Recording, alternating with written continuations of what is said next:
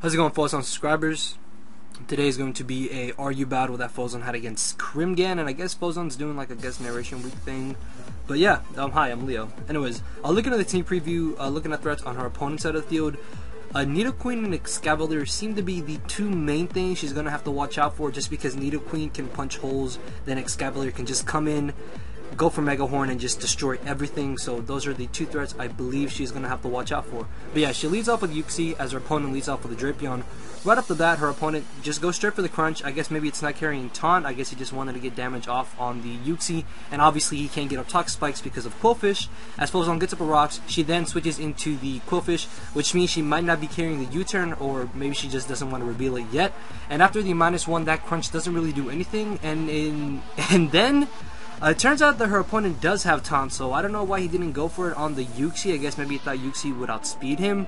But yeah, knowing that Drapion can't do anything to Qwilfish, Phozon is just going to stay in and go for the Waterfall as her opponent switches into this Braviary, which turns out to be the sub-Roost set, because normally that's the type of Braviary that runs Roost, just because the Life Orb Braviary isn't very common, and as you see, he does have leftovers. But her opponent is going to switch directly out into the Rotom, knowing that the second Waterfall is pretty obvious. Then again, Qwilfish might be carrying the Haze, so if he does try to set up a Braviary, Phozon can just phase away all its stat boosts. But she makes her own double switch into Manectric, and she's just going to go straight for the Flamethrower. It's still early on in the battle, and she doesn't really have to start predicting yet, as her opponent makes a safe switch into the Lantern, takes the Flamethrower like a monster, and then Phozon makes a very good play, predicts her opponent to predict her switch out, stays in, goes for another Flamethrower, and gets the Lightning Rod boost, giving her the +1. But this turn, knowing that she might force her opponent to make a double switch or just switch out, she's going to switch into her Druddigon, but no, her opponent stays in, just goes for the Skull, knowing that Phozon is locked into the Flamethrower, and it doesn't end up burning the Druddigon, which really could have been risky. Then again, this I guess could be a Rest Talk set, because I know she likes to run that, and she goes for the Roar. After her opponent Volt switch down to Nidoqueen, she ends up roaring her opponent out into the Braviary, which unfortunately Druddigon really can't do much to Braviary unless it has like Superpower or the Rock Slide or something, and from the looks of it, it doesn't, because she just goes for the Roar again, roars her opponent out into the Lantern, which, if this thing is in Rest Talk, can burn Druddigon. So if she stays in, that's going to be really risky, and she does, but she misclicks on the Sleep Talk, so I guess she is running Rest, because why else would you have Rest? And again, we don't know what her fourth move is.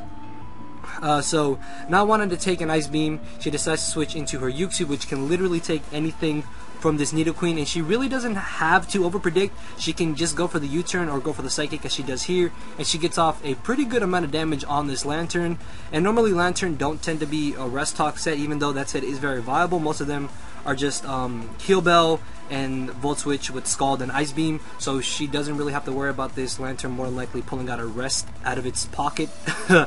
Does it have pockets? I don't even know. Anyways, she switches into the Metric as her opponent goes for the Volt Switch, was another good play on her part. And here, she makes kind of a questionable move. She just goes straight for the Hidden Power Grass, but she more than likely thought her opponent would stay in, predicting her to overpredict and maybe go for like the Flamethrower or the Volt Switch. So I guess in the end, it isn't too bad of a play, as she can now just switch into Qwilfish, get the Intimidate off on this Drapion. But then it turns out the Drapion has a Swords Dance.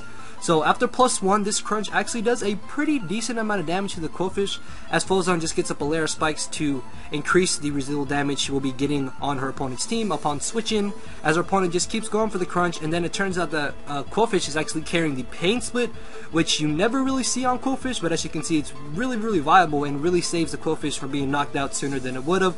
And predicting another crunch, knowing that Druddigon could take it, she's going to bring that in and get off that extra 12% damage with the Rough Skin. And if she had Rocky Helmet, then this Drapion definitely would have died a whole lot sooner.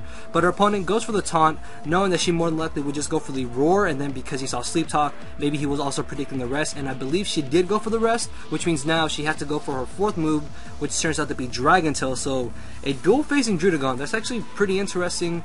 Unfortunately for her, she ends up Dragon Tailing him out into the Braviary. Then again, Braviary can't do much to Druddigon because of the Rough Skin and the Braver recoil, which is the only offensive move that sub bulk up Braviary carry, which is Brave Bird.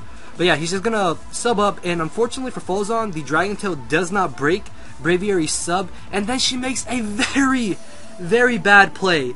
And the reason being is that she should have gone straight for the Roar, because now she has only a 33% chance to pull the Roar, and unfortunately she pulls the rest. Above that, she is then going to be critted by this Brave Bird. So yeah, you do not mess around with threats. You do not mess around with threats. If you guys have not noticed, English is not my first language. But yeah, that was honestly a bad play on her part, and it's just the truth. So now she's going to be forced to bring in Manectric, go for the Volt Switch, and switch out into her Aerodactyl, which is the only thing on her team that can outspeed and OHKO this Braviary, as her opponent makes a good play and actually goes for the substitute, just scattering out to see what the Manectric wanted to go for. She then just goes for the double edge, and thankfully for her, she ends up living this Brave Bird, and at this point, she can easily take out the Braviary. Unfortunately, because rock moves are super effective on Aerodactyl. With Stealth Rocks being up, it's below 25% HP, which means it's not going to be able to live another rock switching, so she really just has to leave her Aerodactyl in for Death Fodder. As her opponent goes for the Pursuit, more than likely not wanting to miss Mega Horn and knowing that Qwilfish resisted, so I guess Pursuit was the better play you could have gone for, as Phozon just really goes for a Waterfall. Unfortunately, that means that Excavalier now does have another free switch in and could possibly destroy something on her team, so she has to be careful with that running around. As she switches into the Uxie, thanks to the leftovers, she will be able to take another Leaf Storm, so she can just stay and go for the U-turn or just Psychic or do whatever she wants, as she U-turns out into the Qwilfish on her opponent's Excavalier switching. At -1, she knows she can take one hit from this thing, so she's going to stay in and go for a layer of spikes. And here she makes another questionable play. She goes for the Waterfall, which I can see why it's a good play just to take out the Excavalier, but you're going to see that if she had got that third layer up, it would have benefited her way, way better. As her opponent just brings in Drapion and revenge kills the Qwilfish. Now she's going to switch into the Spiritomb, which normally Spiritomb tend to carry Dark Pulse because most of them are Calm Mind. Then again, the offensive set is actually pretty good to run as well, as her opponent actually went for the taunt. It does turn out that Spiritomb is specially based as she takes out the Drapion with 2 Shadow Ball. Wow, I didn't see Shadow Ball. Where am I getting this from? As she takes out Drapion with the Dark Pulse, then her opponent brings in the Nidoqueen and crits her with the Flamethrower. And she told me to mention that that crit was actually game-changing because I believe her Spiritomb was max special defense, max HP with Calm Mind, Rest Talk, and Dark Pulse, obviously. So yeah, if she would have been able to rest, she could have possibly pulled a Calm Mind or 2 with the Sleep Talk and just swept her opponent's team. Unfortunately, that isn't the case. Uxie comes in, knocks out Nidoqueen, then comes in Rotom, knocks out Uxie with the Leaf Storm, and at this point, Manectric is Phozon's last, and because her Manectric is Scarfed, she will outspeed the Scarf Rotom, and this is where getting up that third layer of spikes really would have been beneficial to her, because she would have been able to knock out this Lantern, and unfortunately, after the leftovers, Lantern will just barely end up living the Flamethrower, and it's going to be the very narrow 1-0 victory in her opponent's favor. So yeah, minus the little grammatical errors that I did. I hope you guys did enjoy this narration. If you did, my channel link is down in the description. Make sure to subscribe to Phozon. Make sure to leave a like on this video. Show her some support, guys, and leave a comment down below. And with that, I do believe I'm out of here. Enjoy the rest of your night and enjoy the rest of your day. Later.